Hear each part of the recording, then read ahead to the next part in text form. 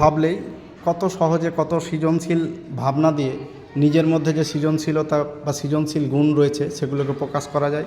আমাদের ছাত্র কাগজ কেটে কেটে ছোট্ট একটা ডায়েরির মতো বানিয়েছে এবং প্রত্যেকটা পাতায় আমাদের যে ইংরেজি নাম্বারগুলো আছে 1 থেকে 10, সেই 1 থেকে 10 অবধি যে নাম্বারগুলো দিয়ে বিভিন্ন সে অঙ্কন করেছে। আমরা দেখব, বার করো। যেমন এখানে 1 দিয়ে ক্যান্ডেল বানিয়েছে, পরেরটা দেখাও।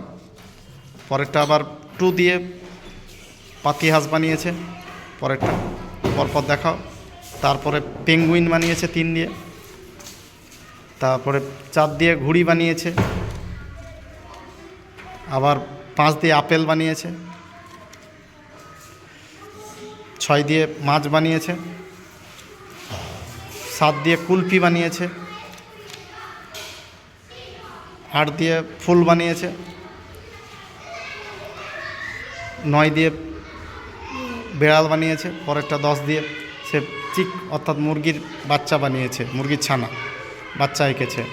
খুব সুন্দর। সত্যি এই ধরনের ভাবনাগুলোকে আমাদের কুর্নিশ জানাতেই হয়। আমরা এই ধরনের ভাবনাগুলো আরও